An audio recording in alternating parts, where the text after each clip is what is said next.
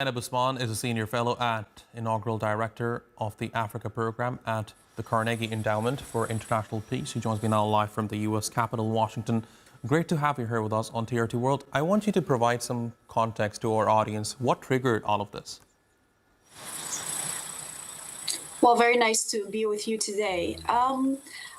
South Africa-U.S. relations were, and I use past tense, on a downward spiral for well over a year for a number of reasons. One is that South Africa's relations with Russia were considered to be a red line with respect to its own diplomacy with the United States after Russia's invasion of Ukraine. And then secondly, South Africa filed a case against Israel in the International Court of Justice over the military action that Israel has been taking in Gaza since October 7th. And then finally, South Africa's participation in BRICS and its relations with China have also been another sore point. So this trip that South Africa's leadership made to the United States was meant to help lower tensions between the US and South Africa. So that is really the context here. But the allegations that we are seeing coming from the United States are certainly very serious. What do you think the future holds for the relationship between the two countries given these allegations? Sure. The allegations you're referring to are those that accuse South Africa, at least the government, of perpetrating quote-unquote white genocide.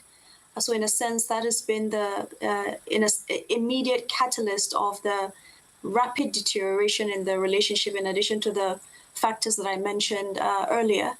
And indeed, that's the reason why Cyril Ramaphosa and a large delegation of businessmen, billionaires, and I guess the opposition, one of the prominent opposition parties in South Africa, decided to come to the United States. So far, the meeting, at least the press briefing with President Trump, it had a number of hiccups, particularly when President Trump showcased the video of the EFF in South Africa making very kind of incendiary remarks. However, later on, during the course of that same press briefing, President Cyril Ramaphosa of South Africa, as well as people like Johan Rupert and others, were able to counter the claims that were being made. And you could see that President Trump and indeed the rest of the US administration began to become much calmer and listen to what the South African delegation was saying. And after the press briefing itself, there was a 2-hour private meeting between the South African delegation and the US government. So I think that is a pretty good indication that perhaps some of the tensions are beginning to cool down. Zainab, one thing that I fail to understand right now is what is in it for the United States? Is it a strategy to put pressure on South Africa so that it cuts its relationship with countries like China and Russia? I mean, there are a variety of factors here at play.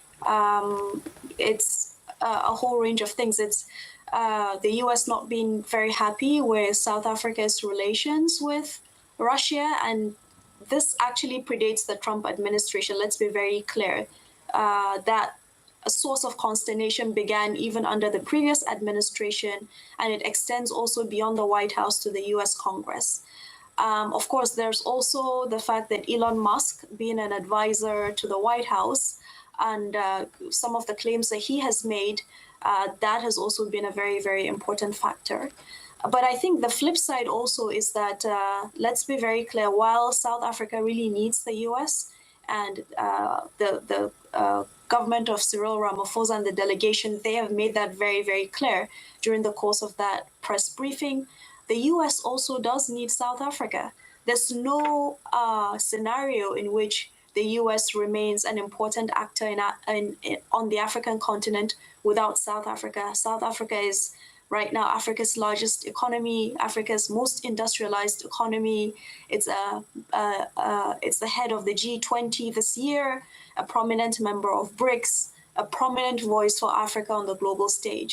So the US also does need South Africa. Let's be very clear on that front. And hopefully down the line, I think as the two countries continue to engage with one another and the diplomatic relations become much calmer, that reality is going to sink in. Zainab Usman, thanks very much for joining me here on TRT World. Appreciate your taking out the time.